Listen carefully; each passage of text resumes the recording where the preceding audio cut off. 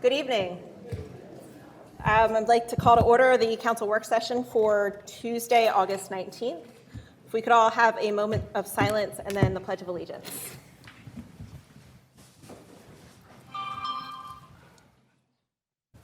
I pledge allegiance to the flag of the United States of America and to the republic for which it stands, one nation, under God, indivisible, with liberty and justice for all. Madam Secretary, could I please have a roll call? Dustin Queenan. Here. Liam McCoy. Here. Adira Robinson. Here. Natalie Colson. Here. Jasmine Griffin. Rashad Bates. Here. Rebecca Smith. Here. Is there a motion to approve the minutes from our last meeting? So moved. Second. All in favor? Aye. The minutes are approved. We have one presentation this evening from Norristown Area School District on our master plan. Mr. Dormer.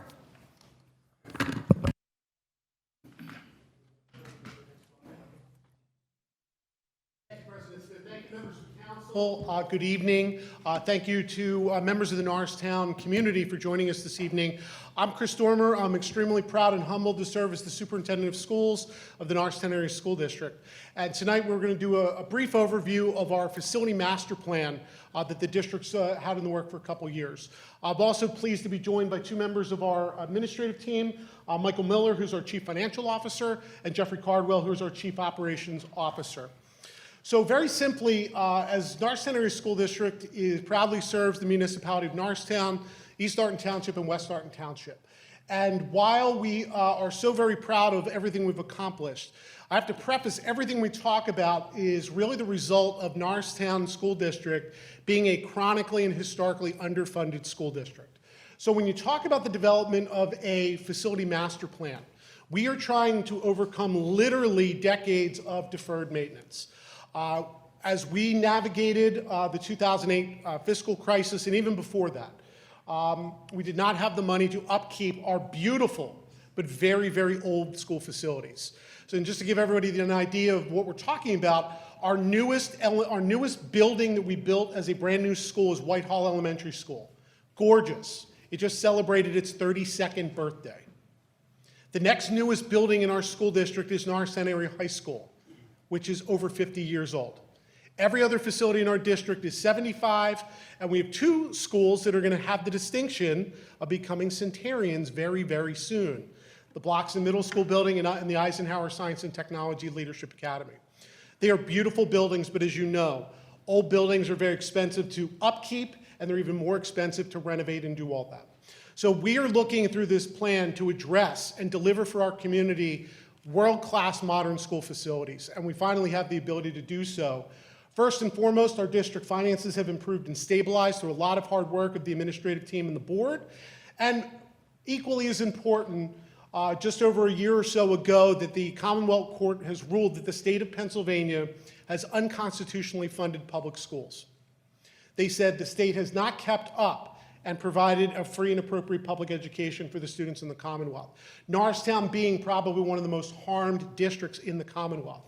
And they put that gap between what the state should have contributed and what we should have been receiving at $53 million every fiscal year. So you can imagine how much we have fallen behind on just about everything when we're $53 million a year short.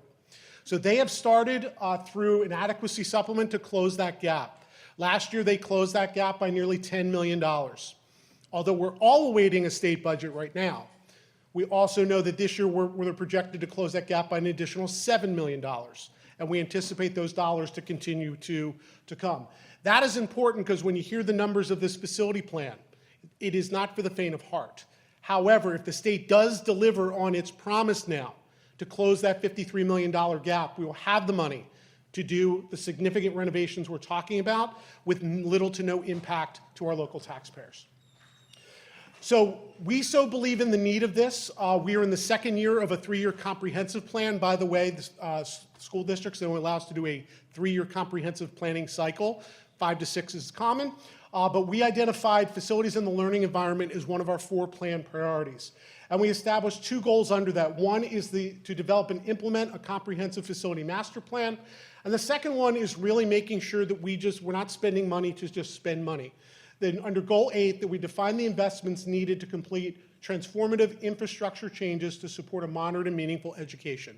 Meaning that what we do with our facilities impacts teaching and learning and is impactful for our learners. So again, we're not just going to slap paint on things and do things. What improves the learning outcomes for our kids? So this was a multi-year process that started with where did we even begin? So we started by engaging Schrader Group to do a feasibility study and to assess our current buildings. We did an enrollment study. There's so much already underway in terms of new development in Norristown within the district and things that are coming. That we needed to understand both our current and future enrollment needs. And then Schrader went through a community workshop process to say, based on where we know the number of students we're going to have, what is the best use of our facilities? So here's where the faint of heart starts to come in. So Schrader spent summer 2023 and did a full architectural code and structural and engineering review. And they said just to get things renovated and modernized would cost us over $180 million in today dollars. And that's 13 buildings. And we have $30 million in high priority renovations that have to take place in the next 5 years so that we can keep our schools open, we can keep our students warm, dry, and safe. So we're talking things like roofs, we're talking things like HVAC systems that, again, are operating now, but because we've been underfunded, we push things to literally to life expectancy. And now we're going to look at doing things the way that they should have been done to begin with. Our enrollment study. Right now, we're just shy of 8,000 students proudly coming to our public schools every single day. And when we assessed all 3 of our levels, elementary, when you look at our targeted class sizes, our buildings, Montgomery had said, is operating within recommended capacity. However, every year we grow more and more space-intensive programs. So I'll just give you one example. We are very, very proud that we offer very deep-end services for some of our highest need special education students. One such program is we offer wonderful autistic support programs in our district. The state law when you run an autistic support classroom is you may not have more than 8 students in a full-size classroom with at least 1 teacher and paraprofessional support. When I got to the district, we had 5 autistic support classrooms at our elementary level. Mr. Cardwell, correct me if I'm wrong, we opened our 12th autistic support classroom at just the elementary level this year. So that is 7 full-size classrooms that now we're dedicating to our high-need learners, but it has an impact on our overall elementary space. So although they're saying we're operating within recommended capacity, we're very, very quickly running out of space at the elementary level. Middle school, we are within our recommended capacity. Our high school has seen explosive growth, going from 1,800 students to now 2,450 in the same facility that opened back in 1972. The community workshop process was a really powerful one. We brought in 40 shared interest partners composed of board members, staff members, parents and family members, and many of our community organizations and community partners. And when we went through the process, we developed 5 themes that would then drive the development of our plan. And these were things that all of our 40 members were united on, and as we've talked about the facility plan that everybody has kind of coalesced around. First and foremost, everybody was adamant that we need to do more than just the bare minimum.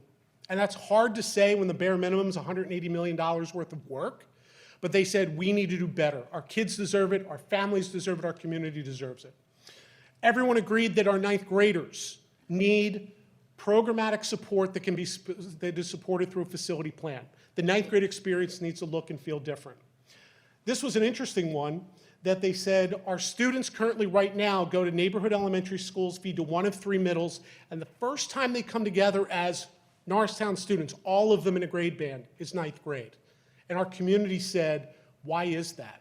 If we're Norristown, our students should have the experience and joy of coming together earlier in their academic career. Everybody agreed that we operate 5 through 8 middle schools out of necessity, classroom space. And universally, people said 10 and 11-year-old 5th graders should not be in the same building as 14-year-old 8th graders. And then lastly, we have a lot of pride in our neighborhood elementary schools, and that is something that we want to maintain. So let's invest in those, let's renovate, let's get those schools right-sized. Where it gets interesting is when you then start looking at the best use of facility, the price tag almost doubles. It takes that $180 million to leave it alone, and it pushes the price tag to nearly $350 million in investment. Again, and I can say this with confidence, if the state continues its adequacy supplements, we are going to be able to do this minimal to no impact to our taxpayers. We have the financing plan. We were just talking about our first 3 phases at our board meeting last night. We already have the debt service built in for at least 3 to 5 years. We don't even have to generate, we don't have to put another dollar to be able to pay the debt to do the first 3 phases of our plan. So it's been very intentional, and again, we're really focused on how we're going to invest. 40 people did a great job in helping us develop the plan, but we recognize 40 people don't represent the 80,000 residents of the borough. We hosted 8 town hall meetings over 9 months to make sure that people understood what we were thinking about and get their input. And I will tell you, we went from 9 recommendations on the plan down to 6 that everyone said, this is the focus, this is what we need to pour our time, effort, energy, and money into. There was a ton of community support for the themes, and when we got down to the 6 things that we are going to do as part of the scope, there was universal community consensus, and Jeff and Mike were with me the entire way. A lot of hours and a lot of great conversation. So here is what the board has approved the scope of, so you know what we're going to be taking on for the next period of time. Number 1, we need to attack those high priority renovations that have to get done in the next 5 years. We're not going to wait to do HVAC updates and roofing updates. We need to get that now so that, again, we can continue to offer the minimum warm, safe, and dry schools every single day. The next thing you're going to see kind of a sequential order that we need to operate in for the plan to make sense. And given our capacity issues at the high school, we are proposing to do a full renovation and to construct a new addition that would house a 9th grade academy program up at our high school main campus. To address the short-term space needs, particularly at Hancock and Cole Manor, we are moving forward with doing prefabricated construction additions, both from a cost savings perspective and a timing perspective. Anybody that knows anything about school construction is probably a 36 to 48 month process. The prefabricated construction additions we're doing, and I'll highlight the one at Hancock here in the municipality, we're able to literally turnkey it to occupancy in an 18-month window.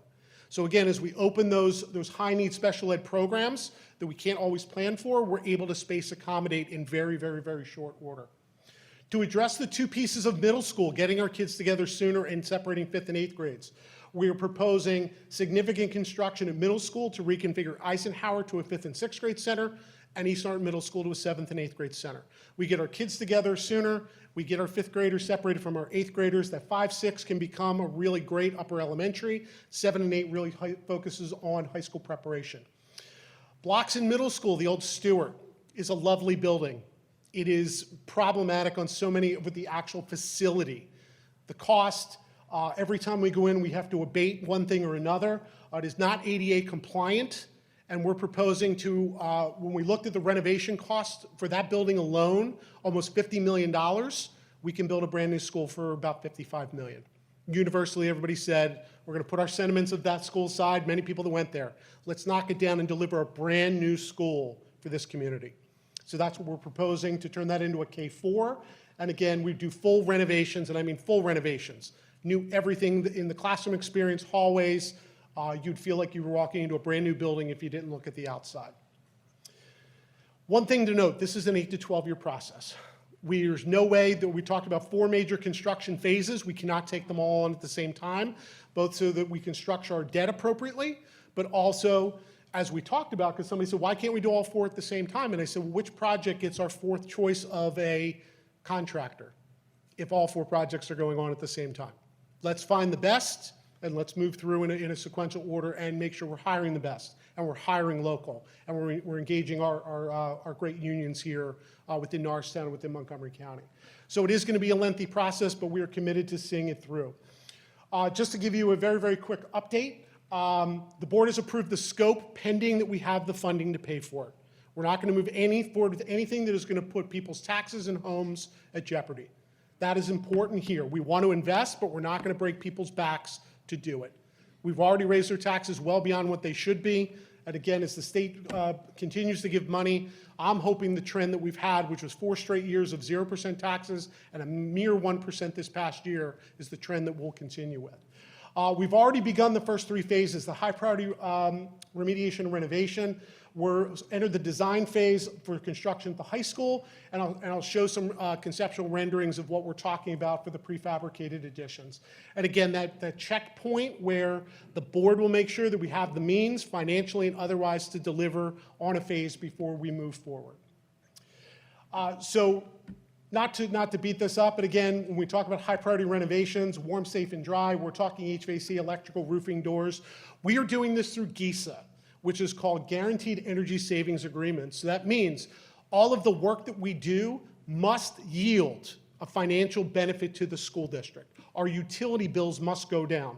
And McClure and SiteLogic, who we've engaged for the work, actually have to sign a contract that guarantees a percentage saving on those things. So again, any money we invest up there, we will be reaping savings on the back end of this that will help, A, pay for it, and again, help keep everyone's taxes down when our utility bills go down. The high school. And this is exciting because, like you said, when you're in conceptual phase, you get a blank piece of paper, you go a little bit crazy. We're looking right now at about 58,000 new square feet at the high school. If everything stays on track, we're projected to put a shovel in the ground in summer 26. And it'll be about a 3-year project timeline, 2 years to build the new wing, and then we'll renovate the rest of the building by moving sections of the building out there. We don't want to go with modulars. We don't think we have enough room for enough modulars to do that. And again, we want to keep everybody under roof while we're doing that. But just to give you an early look at what is possible, if you know what the aerial of the high school looks, if you see everything in yellow, that is what we're talking new in terms of square feet. You see that little light blue thing? They're talking about putting an outdoor classroom. They actually use the word amphitheater. I'm not comfortable using that. I don't know what to do with an amphitheater. If you see the little neon green thing, we're going to put a plaza in. I'm like, wow, we're fancy all of us. Again, the architect's words, but I love saying them out loud. We're going to have a plaza and an amphitheater at our high school. Just to give you another idea about what we're talking about, classroom space, we're talking 26 new classrooms. We're talking new athletic facilities, brand new music facilities, expanded dining, new service offices, and not to get everybody up, this is potentially what it can look like, but our architect gave us an early look. Could you imagine driving by this every single day? Amazing. Absolutely amazing.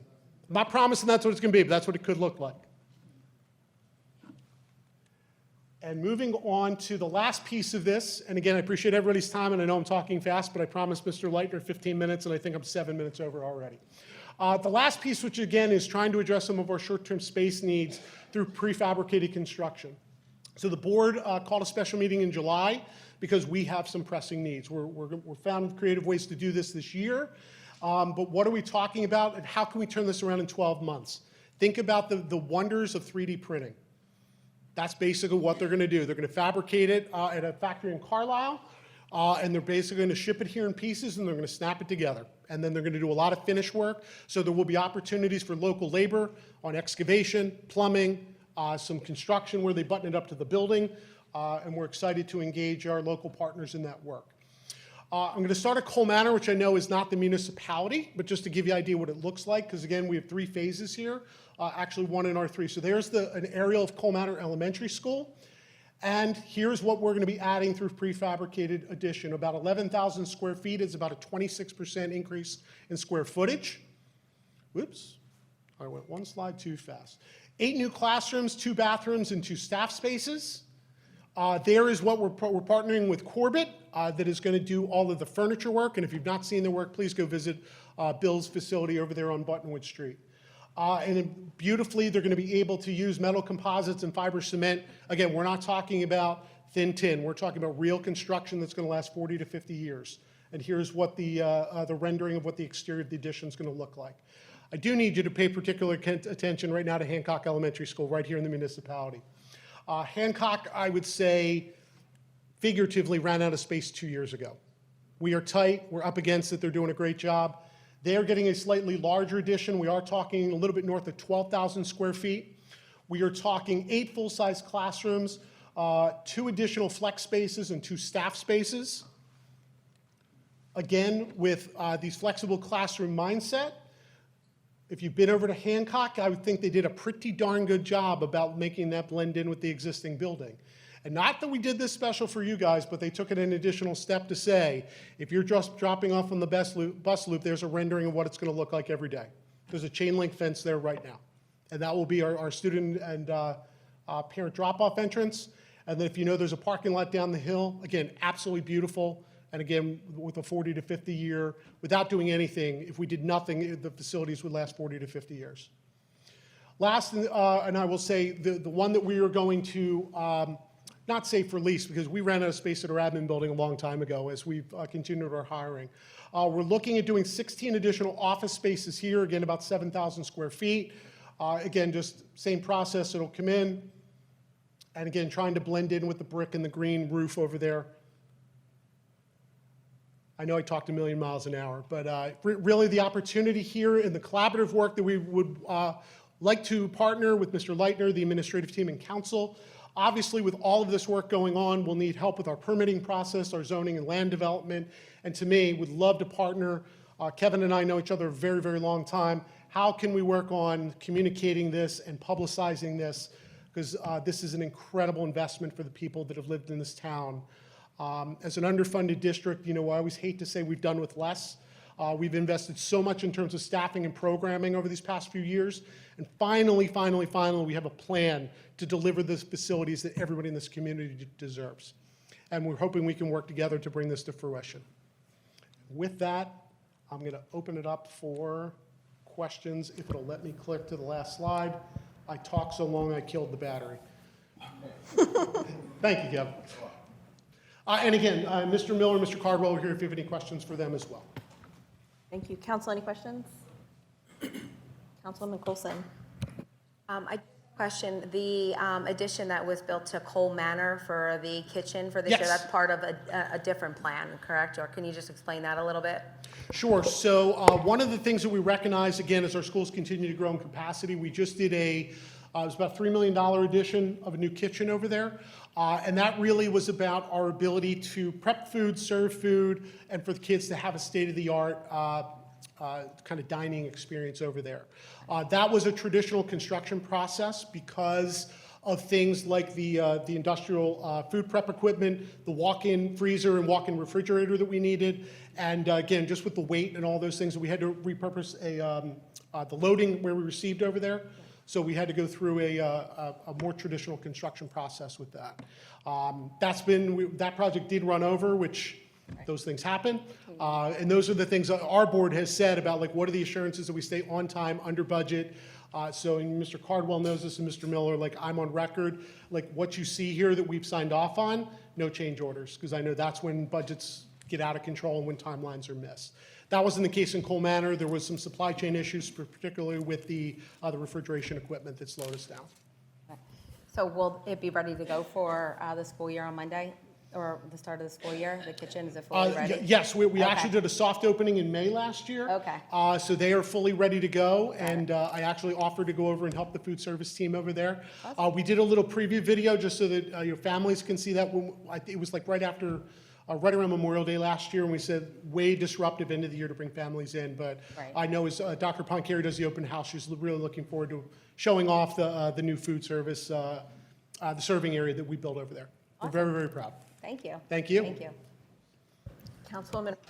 Thank you. Good to see you, Superintendent Dormer. That brings up a great question for me. I really appreciate this as a whole and as a process, and we get a chance to work together a lot of times in the grander scheme of all of that, and I'm very excited about that. If I can, I want to circle in on Norristown just for a second. I want to understand a little bit about the priorities and how the disinvestment across the district is true, but definitely township to township versus Norristown, there's a vast difference in that overlay. I'm excited to hear about the project at Cole Manor, and it seems like they're first on the list as well. Just wondering if you could tell me a little bit about the prioritizing and maybe sensitivity that might also go into specific schools within the Norristown 19401 zip code. 100% thank you for that, Councilwoman Robinson. We recognize, again, with schools of varying ages and just varying ages of things that we need to address. One of the things we've tried to address programmatically from the teaching and learning, staffing resources, material resources, that we have really focused on how do we make things equitable across our schools. Understand when I got to the district and even today, there are perceptions that, and I'll point them out, that the schools in East Norriton are better, they have more, they're newer. East Norriton Middle School is newer than either Eisenhower or Bloxton that are here in the municipality. The plan is specific to make sure that we continue from a facilities point of view. How do we proverbially level the playing field as much as we can? So one of the things that you look at when you look at the dollars that are being invested into each school, schools that have been either the oldest or schools that have gone without certain things for the longest, you're going to see those higher dollar investments to make sure. But at the end of the day, like the goal is the same for every single one of our facilities. That yes, we want them to have their own unique flavor, particularly our neighborhood elementary schools, but that every school is a first-class, top-rate, modern facility for every child. And that will include every school within the borough here. That you're going to see, again, we talked about Eisenhower. And what I'll tell you, the only thing I'm protecting at Eisenhower, if you've ever been in that building, is the marble in the hallways. Because that is just gorgeous and it's classic. But guess what? There's rugs that need to be replaced. There's doors that need to be replaced. There's HVAC equipment that needs to be replaced. There's furniture that needs to be replaced. Lighting, like you name it. And part of that renovation process is going to be, all of it is going to get touched. One of the things we're working on to make sure that the students feel, although again, it may have a little bit of an individual feel by school, is we've already started working with Corbett, who is probably going to take the furniture work on all of this and creating what we're calling a furniture envelope. So that when schools, and again, we want to make sure our principals have some autonomy to say what they need, but we're going to say you need to pick kind of from this catalog so that it doesn't end up where it feels like one school has and another school doesn't. So again, that's just one small example of how we're going to do that. And again, we're excited that we prioritize Hancock, knowing the Kennedy Kendrick project is moving, and we're probably going to see homes and families there very, very soon.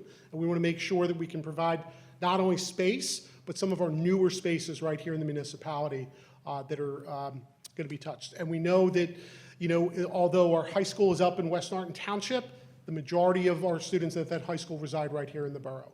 And that is why our priority that every child in our district, of which the majority, again, of our high school kids are here in the borough, are going to get that experience, are going to get that first. Thank you so much. And You're just as a very brief follow-up, you mentioned an 8 to 12-year plan, right? And we talked about this even for my son. Going through this process, there's a world where they might see multiple versions of construction as they matriculate different schools. Correct. Are you thinking in your timeline of this that students will see that impact of the level ground before they graduate? So somebody just asked me today, when will the first students see the fully completed, ready to go as we imagined at high school? It's hard to say this because, as I said, those kids are in 5th grade today. So 4 years out, we see that. And one of the things that and I think we shared this at one of the town halls, one of the reasons why the sequence you're going to see with the plan is we're going to go high school, then middle, then elementary school. And somebody said, wait a minute, like Bloxon is the most needing building. Why is that not happening first? Think about if we went elementary, middle, high school. It is conceivable literally that entire cohorts of kids would know nothing but school construction for their entire career. And you think about how disruptive that could be. A kindergartner coming in could literally go through 4 years of, because again, these projects are probably 3 to 4 years under traditional construction, all 4 years of middle and all 4 years of high school. So to your point, like we're trying to get something where they're going to cross over it and ways that we minimize it as well. So like, we don't go to that blocks in construction phase until the other two parts of the middle school are ready. So Bloxham will continue to operate. The other thing, the plan, when you look at what we're going to do at Eisenhower and East Norwich and even the high school, what I like to call, and Jeff's going to nod whether I'm using the right term here, is really what's called a punch-through model.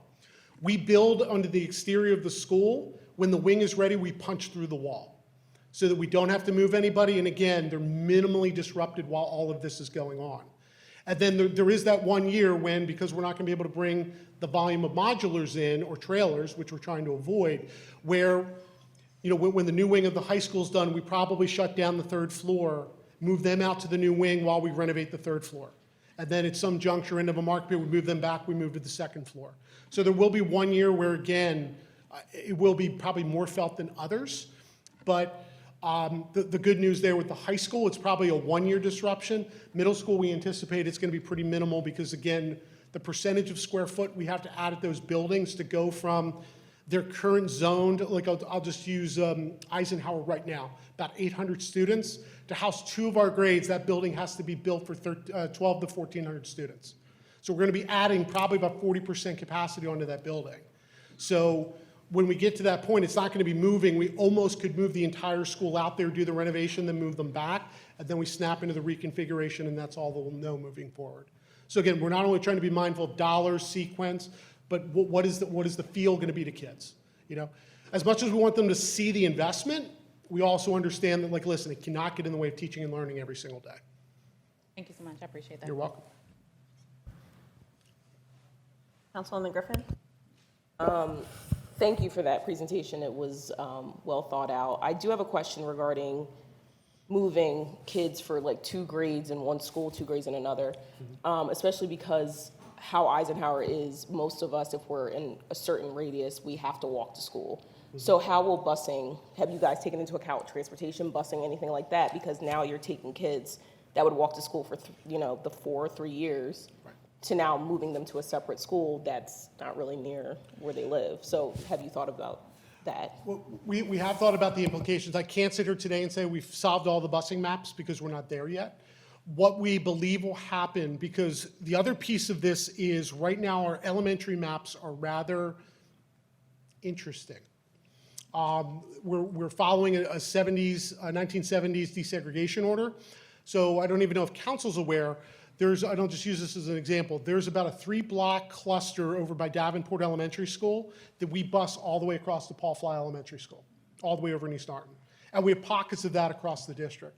When we get to the phase of building the new blocks in elementary school, we are going to have to, and I'll say it, it's a dirty word for superintendents to say, we're going to have to redistrict. We're going to have to redraw the lines because we're going to go from 6 schools to effectively 7 that are all going to be K-4, and we're going to try to get those contiguous boundaries back. The busing efficiencies that we'll see there will then will give us the capacity to sit there and pick up what's probably going to be increased middle school runs. So we've thought about it, and again, we brought that up when we were talking about this 5, 6, 7, 8 model, and the overwhelming consensus, they looked at us and said, can you solve the busing? And when we said, we can solve the busing, was it's important to have the neighborhood schools, to get the 5th and 8th graders separated and to get all those kids together for a great experience starting together in 5th grade on a single site. And that's what kind of drove the work and drove the conversation. Bus maps to be determined.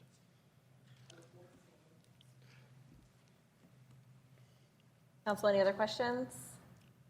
Thank you for the presentation. I'm excited for the students who get to see these finished buildings. I think that they're great. It looks like to be great facilities that our kids deserve. So thank you. My pleasure. Thank you, President Smith. Thank you, Council. Thank you. Vice President Bates, do we have any announcements this evening?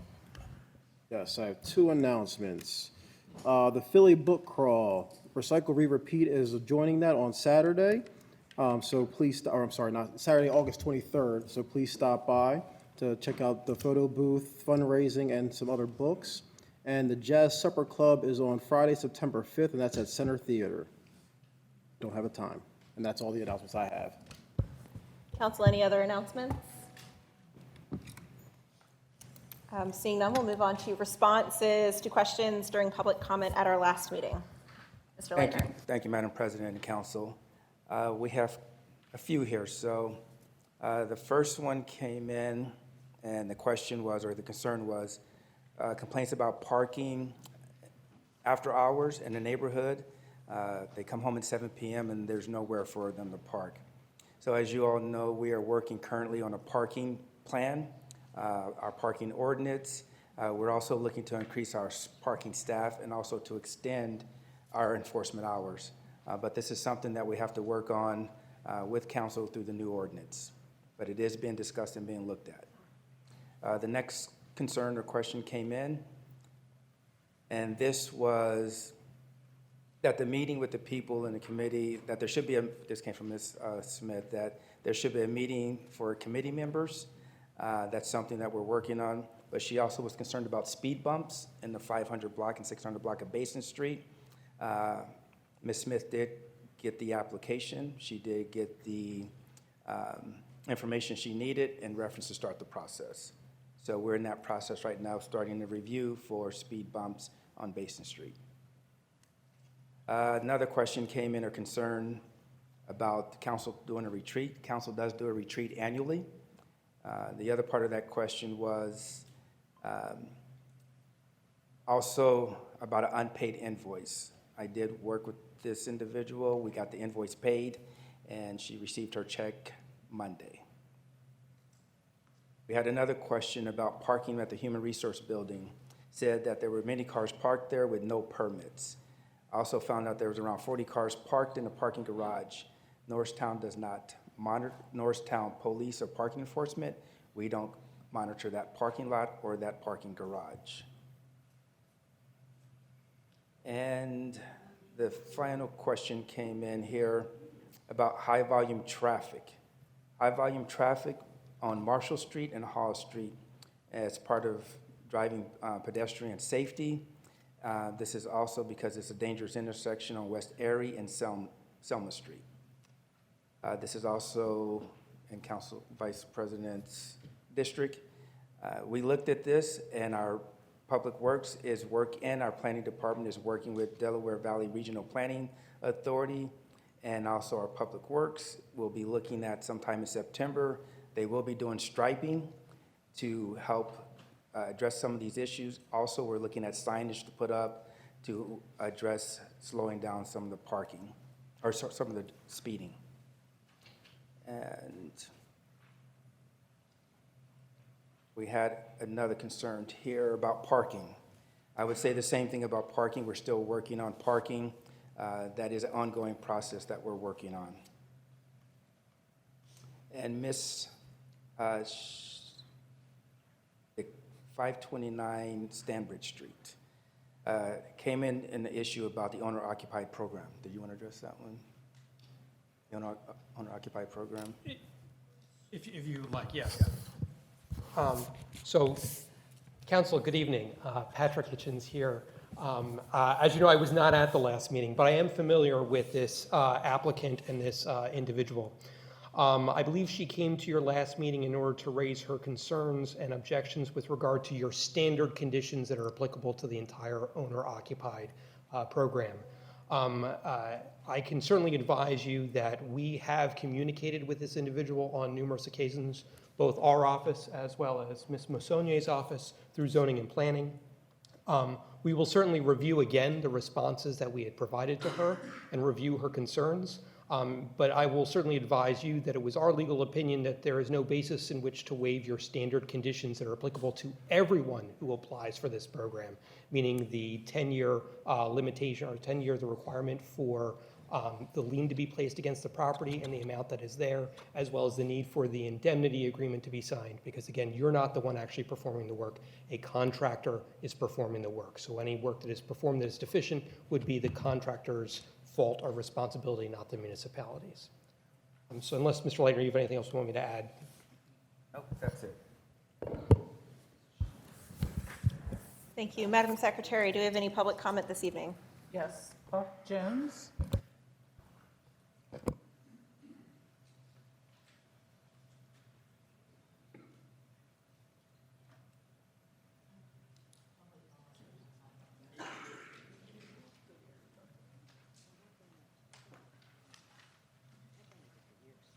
Ladies and gentlemen of the council, greetings, good evening.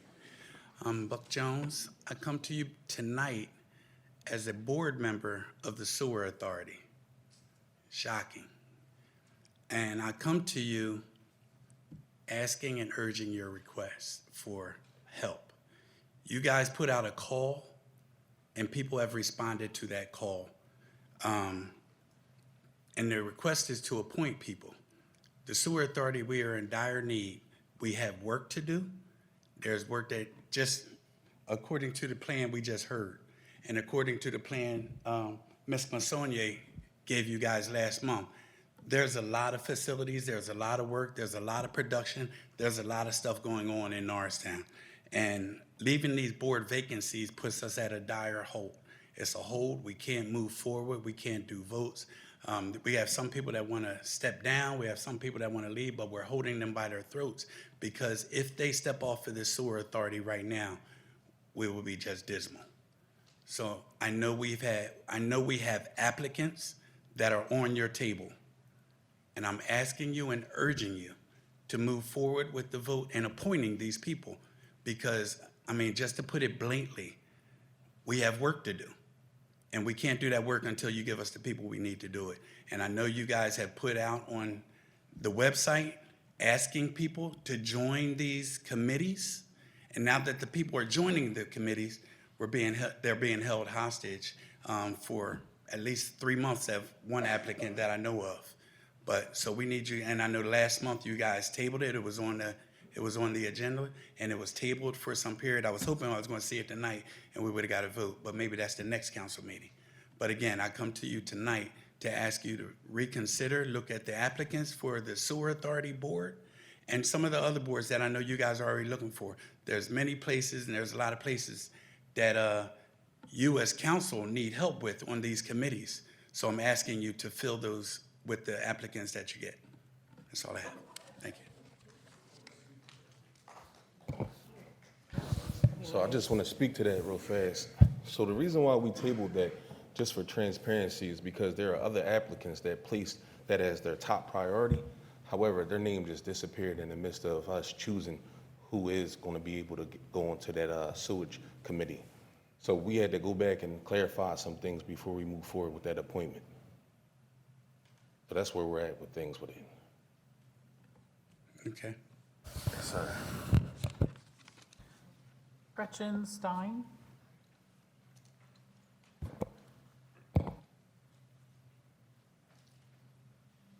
Good evening. I came because I've had a lot of trouble with the Norristown Police. I'm a 63-year-old victim of domestic abuse. And Officer Montoya, he decided that he could abuse me as well, and he lied and had me put in a mental institution, MCES, after I was attacked by someone I had an SVP against, and the police thought that was okay. They never once arrested any of the people who raped me. They would not come to my 911 calls. My neighbors, who then were upset about me getting rid of my abusive boyfriend, they started, and now there are 5 charges of me harassing my stalkers and abusers. And I just wanted that never to happen to any other senior citizen. What is illegal, if you are the victim of domestic abuse, to be charged with frivolous crimes. And I was charged, and that hearing is coming up on October 2nd. And I just know that nothing can be done now. But when a senior citizen is abused and raped, that should be investigated, and I should never have been put in the mental institution when there was an active SVP. That's all I have to say. I was abused severely by the Norristown Police. Thank you. Bob Salerno.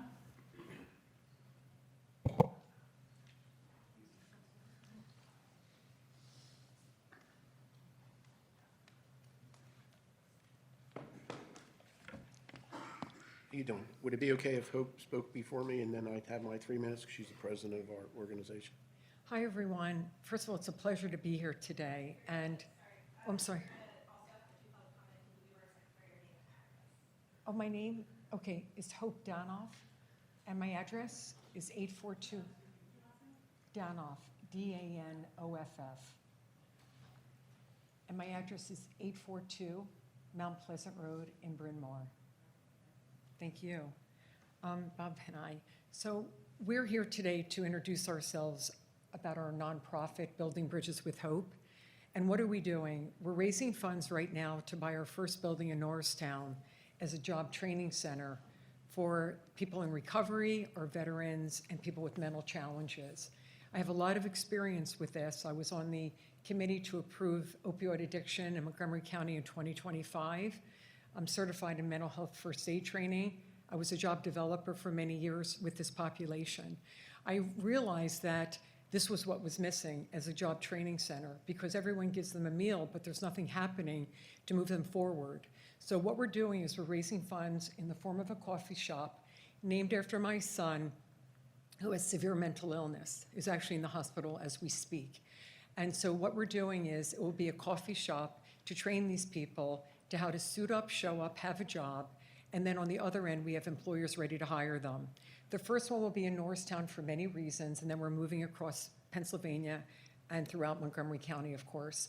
I just wanted to say I have many, many collaborative partners already. I work this day in and day out. I understand the need, and I've met with many, many legislators as well.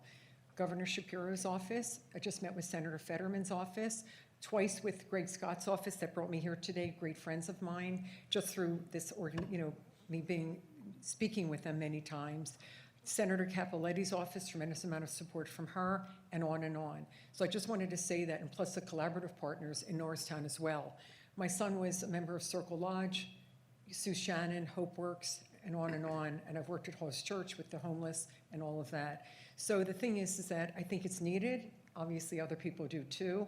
It's the piece that's missing. Thank you so much. Good evening. I'm Bob Salerno, and I became the vice president of this organization because I'm always willing to help people in need. So we would like to open up this in Norristown, and we'd like to have your support, and I'd be looking forward to working with each and every one of you. I was asked to speak a little bit about me and what my background is. So I don't usually do that, but I will. I mean, I've ran businesses where I've trained people in the past for many years. I'm on my 25th year with the Abington Township Police Department. My goal we started the Police Athletic League in 2001, and 24 years later, I'm still there running that program along with overseeing the community service program where children from the Youth Aid Panel can get a second chance. I'm involved with different organizations around the community to help people in need. I also work very close with Deputy Chief Rochette up here back then when they started the PAL program. Him and I worked on the street together with the children until he got his building, and we're hoping that the building. Thank you.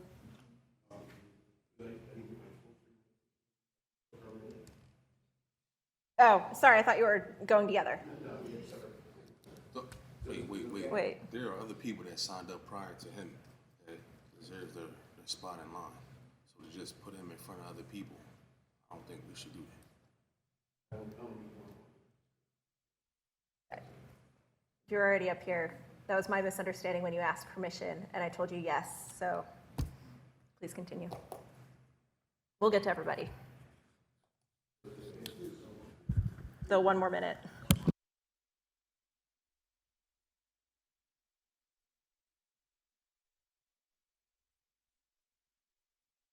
I have awards from the federal Congress. I have awards from the NAACP. I have awards from Montgomery County, and I have multiple awards from the police department. I've recently, a week and a half ago, I was honored by the Golden Heart Association for the second time, which makes me the only person that's ever been honored twice in one lifetime by them, which also came from an award from Madeline Dean and one from State Representative Ben Sanchez. I was also on No Place for Hate Committee as an ambassador, and I was also written up in Philadelphia Magazine one time for the Best of Philadelphia. So that's why I'm here and involved, and that's why I like to get things done. And we'd like to really do Norristown. I feel that there's a need for it, and we'd be very happy to work along with each and every one of you. Thank you. Hope Dynal? That was me just then. Oh, I'm sorry. Thank you. Mark Benjamin?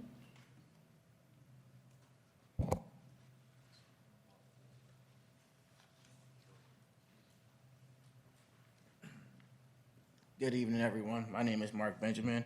I've come with 2 questions. My mother has been trying to get the handicap sign in front of her home. She's been emailing people. No one's responding to her. I've come down myself, and I was told that that has been tabled. They're not giving out applications for it, and that waiting for council to vote on it. So I would like to know, when is that going to happen? I know you don't answer questions tonight, but she's been waiting for months and she's handicapped. So it would be nice to have an answer sometime tonight, excuse me, regarding that. The second thing is, I'd like to condone you guys for making a choice on your chief of police, and you guys chose what you guys thought was best. But as a constituent, I would like to ask if each and every one of you would tell us, your constituents, how you voted. Thank you.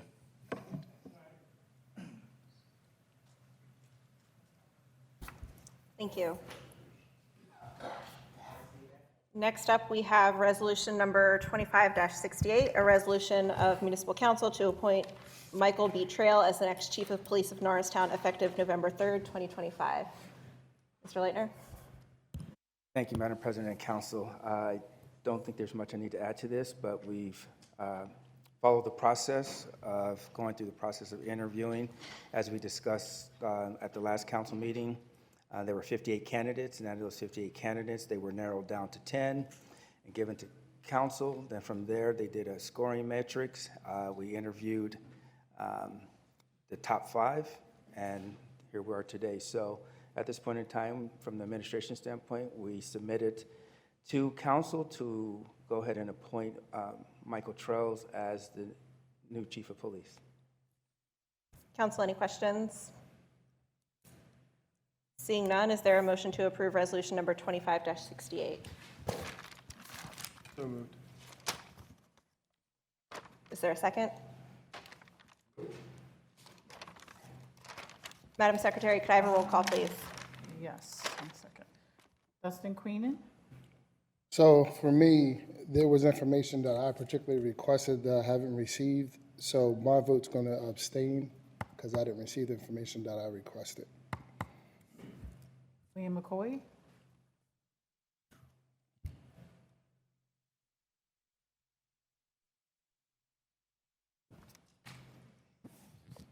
Yes. Adira Robinson? I'd just like to say, Captain Trail, or Chief Trail, I have the confidence that you can do this job. One thing that was very important to me was that the 3 people that we brought before the community were 3 people that could do this job. I want to be consistent with how I've moved in this process. It has seemed to me that I do not have the majority in the way that I am leaning, so I'm going to be truthful with my vote and how I've stood in this process. If you are the person that is named to move forward, we will do our jobs together and we will move forward, but I will honor the position that I've held throughout this process, and my vote tonight is no. Natalie Colson? Aye. Jasmine Griffin?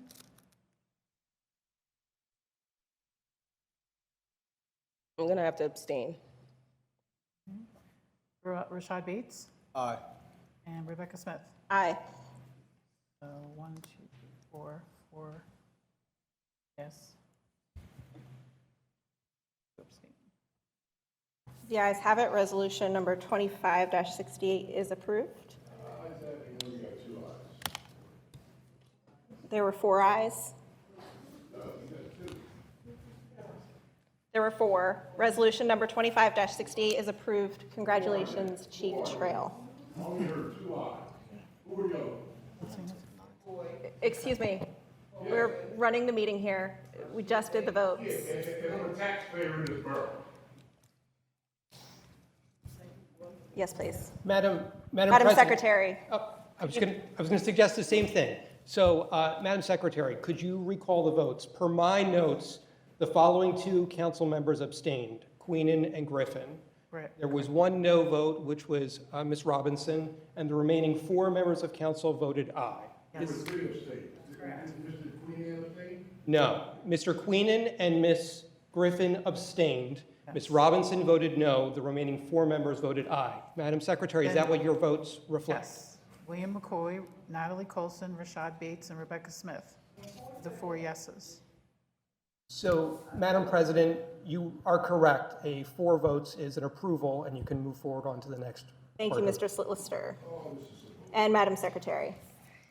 Resolution number 25-69, the request for Municipal Council approval of the promotion of Lieutenant James Angelucci to the position of Deputy Chief, effective November 3rd, 2025. Yes, Madam President, thank you. And as we were discussing, we were looking at, as we move forward, to have a succession plan. We wanted to make sure that we're building the leadership for the police department to sustain the police department for the next 5 to 10 years. So in doing this, as we appoint Mr. Trails as the new chief, and we would have Deputy Chief Angelucci to step in case we need to, but also he would be our future as a succession plan if need be. Council, any questions? Before I ask for a motion, I just want to say to our acting chief Angelucci, thank you so much for the 8 months of interim and the next couple months you'll have as interim. I've enjoyed working with you in that role, and I think that you've done a lot in the 8 months that we've seen so far. So I want to thank you for stepping up to that role. Is there a resolution to approve resolution number 25-69? Motion. Madam Secretary, could I have a roll call? Justin Queenan? Angelucci, thank you for performing in your position. We've been going through a lot and everything like that. So I'm going to stay in what I know, and out of respect for Mr. Trail, Angelucci would be a great choice, but I'm going to leave it up to you because I do not know policing, So I'm pretty sure you're going to get it, but I'm going to stay just to show you guys respect that you guys should talk, and you as the acting chief, I don't want to assert my authority over you, but I'm pretty sure you're going to pick Angelucci anyway.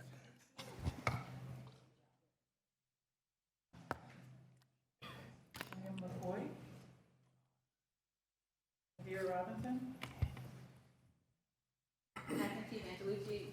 I think you've done an excellent job in this process. It's been a pleasure to work with you as someone who's come in new to this role. You've been very communicative and very I've been appreciative of it. I'm looking forward to see what you can continue to do. And you know how it goes. It's still going to be about holding each other accountable to make sure that our community is safe. And so I appreciate that we can continue in that relationship. For that reason, it's a yes for me today. Thank you. Natalie Colson? Aye. Jasmine Griffin? I'm going to piggyback off of Councilman Queenan and say I do feel you would be a great choice, but as someone who has family within law enforcement, I do think it should be Chief Trill's decision. So. Todd Bates? Aye. Becca Smith? Aye, the ayes have it. Resolution 25-69 is approved. On to buildings and code compliance. Ordinance number 25-07, the motion to advertise amending Chapter 240, Property Maintenance and Quick Ticket Program. Good evening, President Smith, members of council. We are here tonight to request permission to advertise amending Chapter 240 of the Property Maintenance Quick Ticket Program. The changes we're suggesting were recommended by our insurance counsel due to legal pending issues. There are only minor changes to the definitions, but the biggest issue is currently the way the ordinance is, if a person files an appeal on the quick tickets, they are required to have an in-person hearing, which requires that they take days off. Some may want to bring an attorney, some of them may want to bring a court reporter, and it also, of course, requires additional resources from the municipality. In order to eliminate that process, we're changing the ordinance to an administrative appeal, where anyone appealing can present us all their documentation in writing. It'll get reviewed by the BCO, and we'll then make a decision. That'll help eliminate folks from having to lose a day off from work, incur other expenses, as well as the municipality. So, really, that's the bulk of the changes. If you have any questions. If I may add something? Yes, I'm sorry. I apologize, counsel. I like to add things when I'm here. So with regard to this ordinance, with regard to the appeal process, correct me if I'm wrong, Mr. Gordon, since I think this was about 2020 is when this was started, the quick ticketing program, how many in-person hearings have you ever had? 2, and they're both for the same person that requested them. Yeah, so I point this out because the intent all along was for it to be kind of a paper review appeal process. It was not intended to be a full-fledged hearing with kind of an adversarial setting in the hopes that it's to make it a streamlined process. That's the whole point of the quick ticketing program. Because we had one individual who requested a hearing and because it was not clear in the ordinance that the hearing process was just administrative in terms of a paper review as opposed to an in-person hearing, we did in fact afford them in-person hearings, and we are continuing to afford them in-person hearings. But after speaking with our insurance counsel, and our office agrees, we can hold just paper review hearings, and in order to keep with the theme of wanting to make this an expedited process, we believe that that is the appropriate way, which is why we're asking for that clarity from council. In case if you're worried, though, if you don't get the decision you want from the appeal process, you still have a right to file an appeal to the Court of Common Pleas. This does not end it. We're not cutting off anybody's rights. We're not stopping them from the ability in order to move forward if they disagree with the determination by the building code official.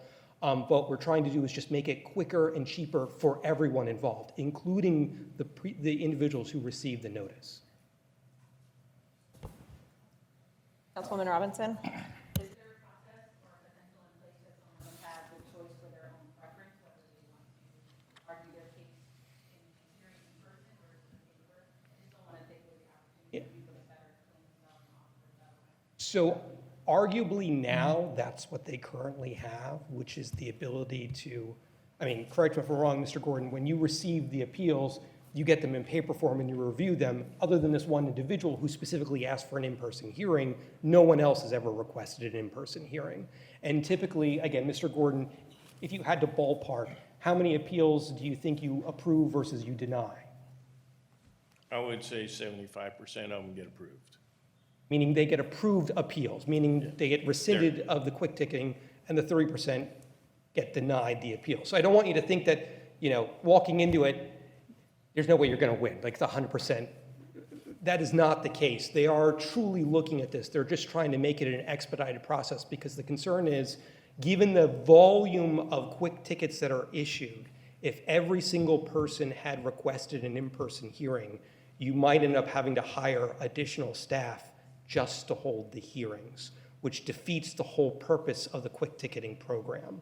The whole purpose of the quick ticketing program was to expedite this process, which is why I wanted to emphasize to you, even if you disagree, even if one of those 30% who disagree with the determination, you still have your right to go for a de novo review in front of the Court of Common Pleas and raise all of the arguments that you would like in front of a judge who would make that determination. I have two follow-up questions. I'm sorry if I'm cutting someone off. My back was turned. With taking the case to the Common Pleas, is there an additional fee for them to file to take it there versus if they would have brought it before us? That is an excellent question. First, is there a filing fee with regard to our administrative appeals? I do not recall off the top of my head, Mr. I Gordon. cannot speak on that. I didn't think there was, but. I do not know the answer to that question at this moment, Councilwoman. I apologize. No problem. And then just for my clarity, I get the concept that if everyone asks for in-person appeals, that number would drastically go up. What it sounds like I'm hearing, though, is that less than 1% of people have asked for that in-person. So we're actually not at that bridge that we're trying to cross. But, Mr. Gordon, approximately how many quick tickets do you think your office issues on an annual basis, if you had to ballpark it?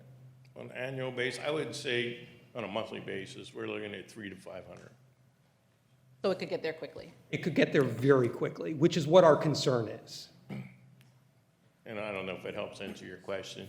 We're dealing with 20 to 30 appeals a month already, so you can imagine if they all had to have hearings. And then are you reviewing the written repeal, the 300 to 500, or let's just call that Well, they're the 10%? violations that are issued, they're not appeals. Okay, so It's let's a call 20 it 10% of those. Are you reviewing 50 of these applicants on a month for I appeals? review all the appeals that come in personally, so 20 to 30 a month.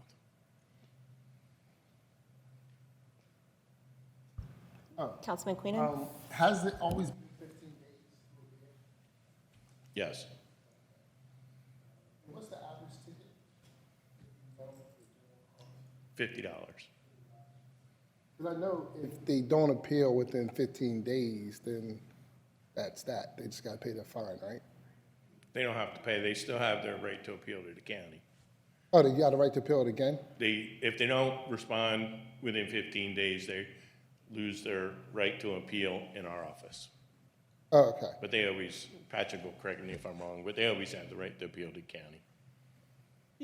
So I guess best way to describe this is, again, it's intended to be a expedited process for common property maintenance offenses.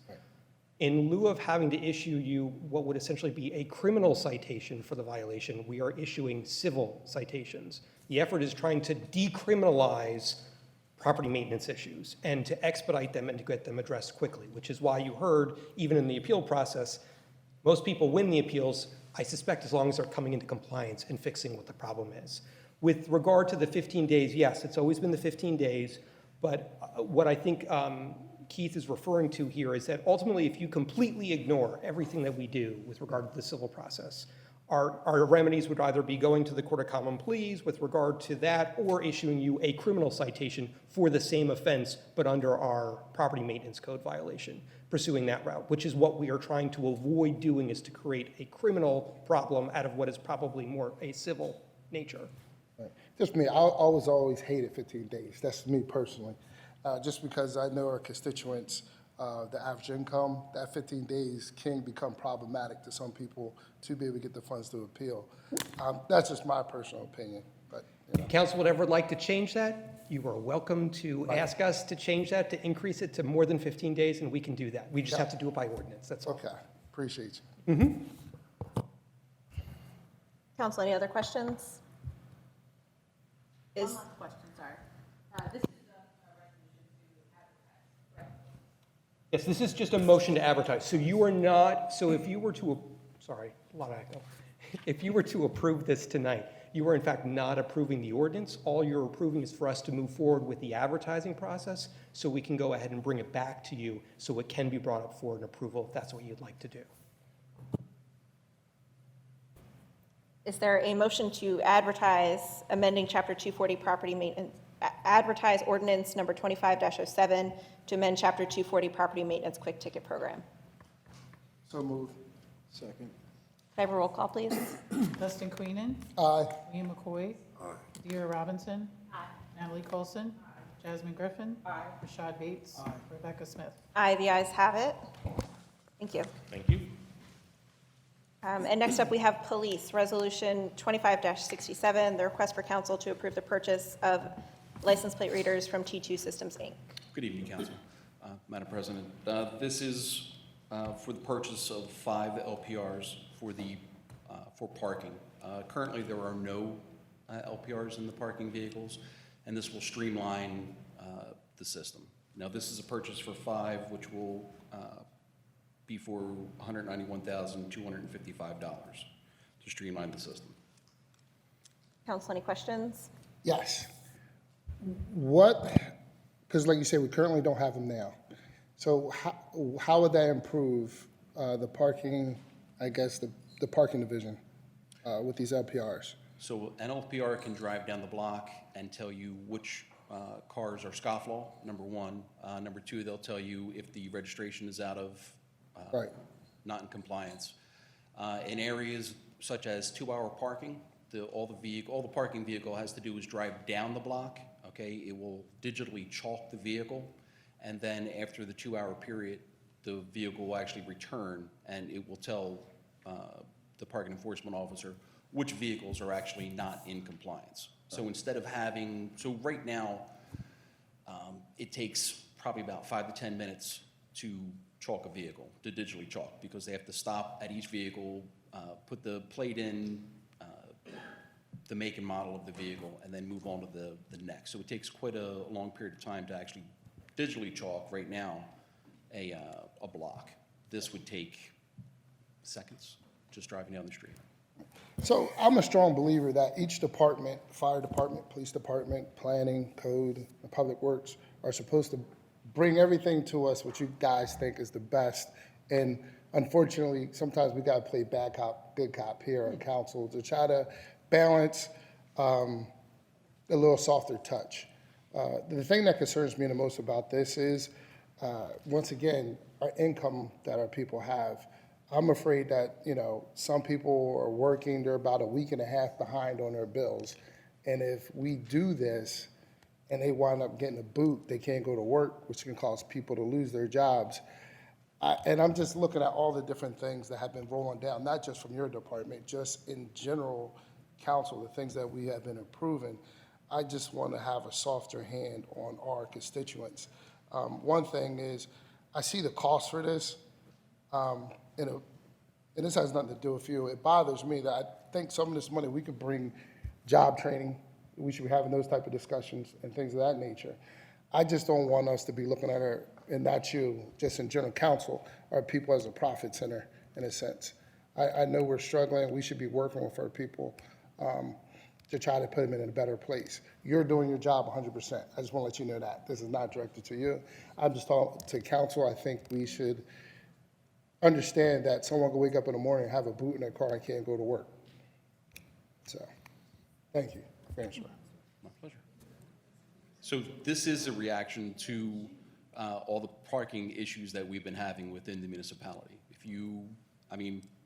Council meeting after council meeting, it's too many cars parked in this location. I have to walk X amount of blocks to my home at night. This will give the parking division the ability to take care of those issues.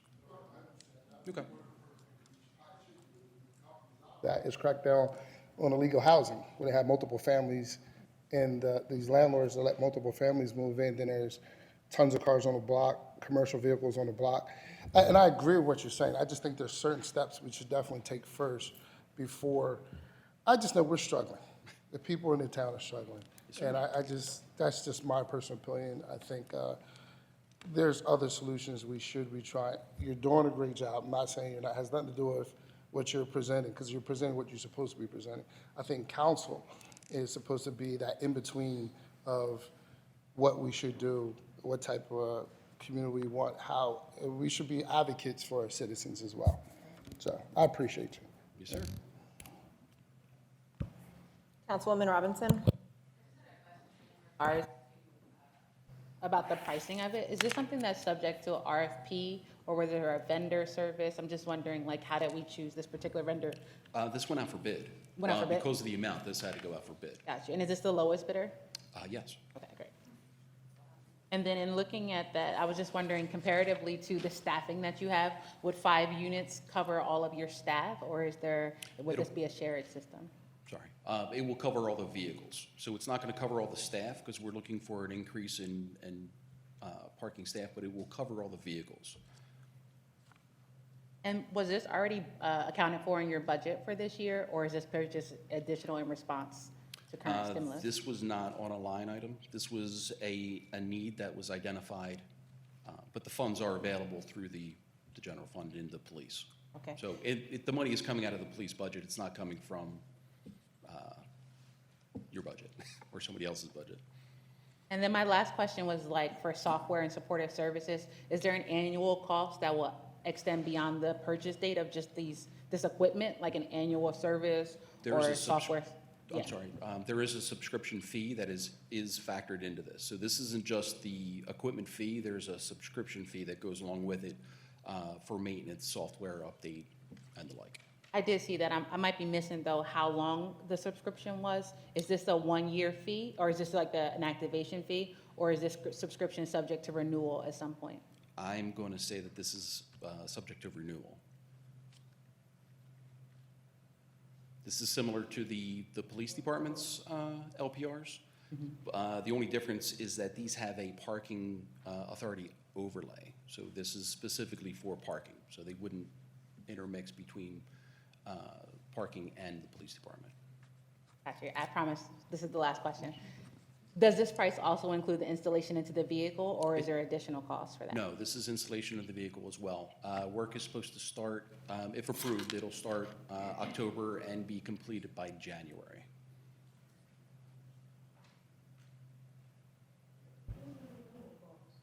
Council, any other questions? Councilwoman Griffin? You said that the subscription would probably be every year. Is that what was said? Yes. So Okay. there's maintenance on these units. You probably don't, but do you know how much yearly it could be? For all 5, I believe it's around $12,000. For each year? Yes. Okay. All right. my question, and there has been a significant amount of public comment, and I've also received a lot of one-on-one questions about the number of cars parked, particularly the amount of cars parked illegally. You believe that this is a response to that that will help you Without a doubt. appropriately This will address that. streamline parking. It will definitely streamline parking. It'll turn one vehicle would basically do the work of three with an LPR on it easily. Thank you. Is there a motion to approve Resolution 25-67 to approve the purchase of license plate readers from T2 Systems, Inc.?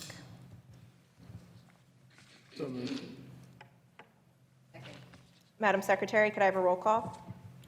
Justin Queenan, I'm gonna be a no, just, you already knew that. William McCoy, No. Adia Robinson, Aye. Natalie Colson, Jasmine Griffin, No. Rashad Bates, Aye. Rebecca Smith. Aye, the ayes have it. Resolution 25-67 is approved.